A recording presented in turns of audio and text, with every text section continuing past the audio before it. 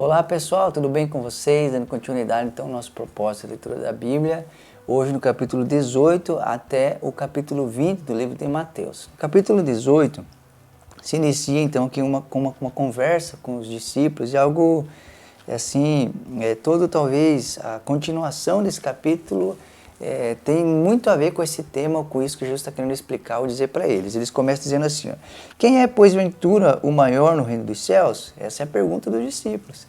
E aí Jesus vai falar algo interessante. Jesus não vai falar assim, ó, o maior é quem faz isso, o maior é que faz aquilo. Ele vai falar assim, ó, se não vos converterdes e não vos tornardes como crianças, de modo algum entrareis no reino dos céus. Olha que interessante, é como se Jesus estivesse falando. Vocês estão querendo saber quem é o maior, vocês querem grandeza, vocês querem posição e status?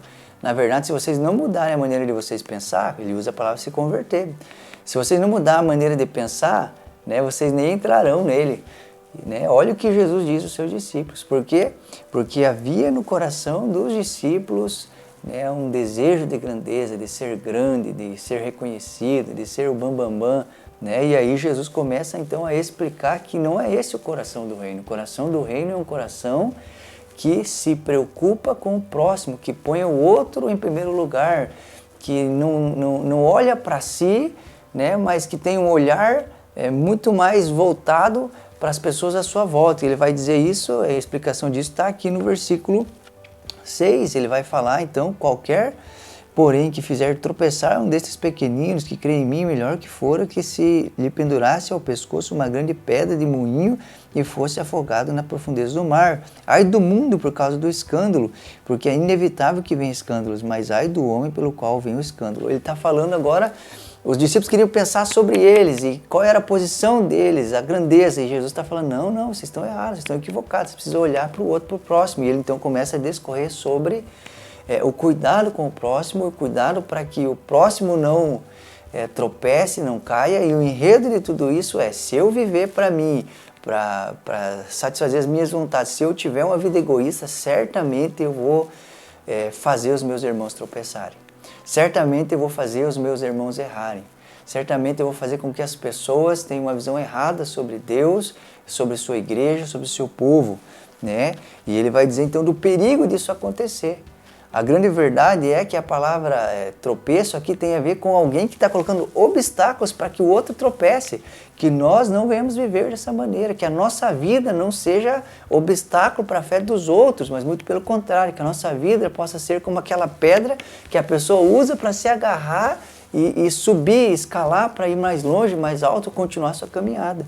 E ele vai então dizer aqui sobre a importância de uma pessoa, sobre a importância da individualidade. Ele vai falar aqui sobre um pastor que deixa as 99 e vai atrás daquela que se perdeu. Ou seja, é Deus ensinando os seus discípulos que, cara, no reino de Deus, todos são importantes. Todos carecem ou merecem, né, de cuidado, de proteção. Não existem uns e outros, não. Todos são vistos com bons olhos diante de Deus e precisa ser visto por nós também. E ele vai continuar dizendo sobre até mesmo aqueles que erram. Ele vai falar como se deve tratar um irmão culpado, né? Você deve sentar com ele, você não deve expô-lo, você não deve ferir esse irmão ou ganhar uma discussão e perder o coração dele. Não, você senta com ele, você tenta trazer ele para perto, se ele não te der ouvido, né? Você com um coração gracioso chama outra pessoa, tenta cuidar dele. E aí então ele vai dizer que se essa pessoa não quiser nada com nada, né? Sobre então mostrar a igreja e tratar ele de maneira diferente. Mas existe todo um trabalho, todo um empenho para trazer essa pessoa para perto, para próximo, para junto, né? E ele então aqui vai continuar dizendo, né, Pedro escutando essas coisas, eles começam a entrar, quantas vezes se deve perdoar a um irmão? E Jesus vai falar, né, cara, de maneira ilimitada, 70 vezes 7, ou seja, nós precisamos agir com graça e misericórdia. E por quê? Porque nós precisamos entender o tamanho do perdão que nós recebemos, que ele vai falar aqui no versículo 23, sobre um homem que tinha uma dívida, não conseguia pagar essa dívida, e o seu senhor então age com graça, perdoa a sua dívida e deixa ele para casa. Mas esse mesmo homem que foi perdoado de maneira enorme e grandiosa, encontra alguém que devia pouco para ele. E ele pega essa pessoa pelo colarinho e obriga essa pessoa a pagar e age com ele com dureza. Então isso cai nos ouvidos do seu senhor que havia lhe perdoado e ele chama esse homem de novo, olha, Eu acabei de perdoar você de uma dívida impagável, você não quer perdoar, né, o pouco que o seu irmão te deve, e ele então sofre as consequências por esse ato. O que Deus está querendo nos ensinar? Está querendo nos ensinar que nós devemos ter um coração perdoador para com todas as pessoas, independente do que nos fizeram. Por quê? Porque nós fomos perdoados de maneira grandiosa por Deus. Porque os nossos pecados foram perdoados, nós também devemos perdoar aqueles que erram e tropeçam contra nós, né? E aqui então agora no capítulo 19 vai ter uma história muito importante, que nos ajuda a compreender muito a Bíblia, que é no versículo 16, sobre o jovem rico. Diz assim: eis que alguém, aproximando-se, lhe perguntou: mestre, que farei eu de bom para alcançar a vida eterna? Respondeu-lhe Jesus: por que me perguntas acerca do que é bom? Bom só existe um.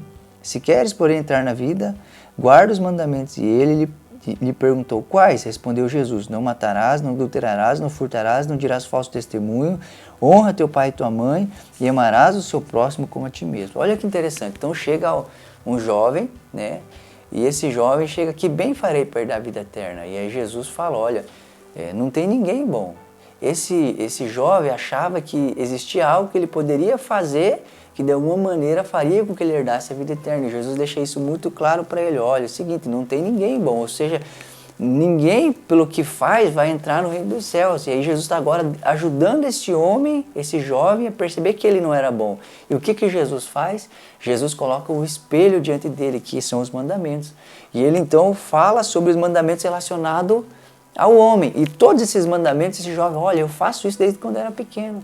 Mas Jesus ajuda ele a perceber e a ver que existia um mandamento que ele transgredia, que era o mandamento relacionado a Deus, o primeiro mandamento sobre amar a Deus acima de tudo. Por quê? Porque esse homem, embora fizesse tudo certinho em relação ao próximo, como ele mesmo diz, ele tropeçava nos mandamentos referentes a Deus. Ele amava o dinheiro mais do que a Deus. E a prova de que ele amava o dinheiro mais do que a Deus é que ele não quis deixar o seu dinheiro para seguir Jesus, né? E nós precisamos entender essas coisas. Não somos salvos pelo que fazemos, mas somos salvos pela graça, pela fé em Cristo Jesus. E precisamos entender que nada que viemos a fazer ou realizar, de certa forma, impressiona a Deus, mas que somos carentes e necessitados da graça e da bondade dEle, né? E no capítulo 20 aqui, tem uma historinha aqui no versículo 20, diz assim: então se chegou a ele uma mulher de Zebedeu com os seus filhos e, adorando-o, pediu-lhe um favor. Perguntou-lhe ele: que queres? E ela respondeu: manda que no teu reino estes meus 2 filhos se assentem, um à tua direita e outro à tua esquerda.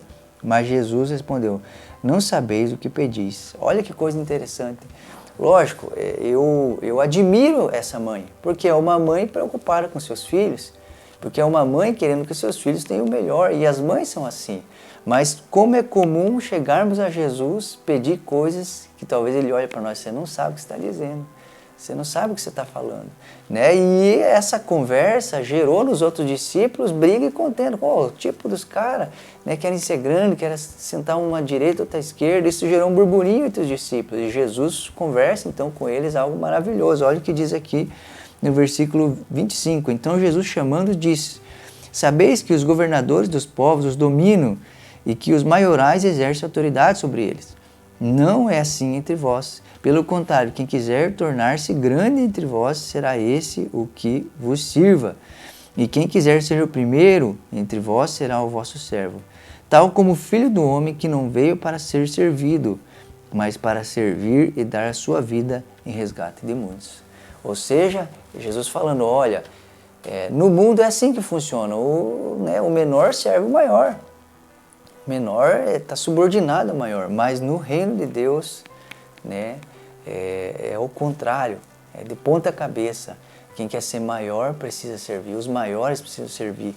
E ele vai dizer algo: olha, e eu sou o exemplo disso, né? Jesus veio a essa terra e você vai perceber algo: Jesus serviu a todos.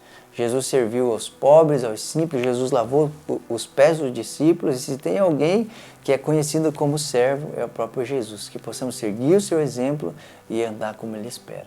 Que Deus te abençoe e até a próxima.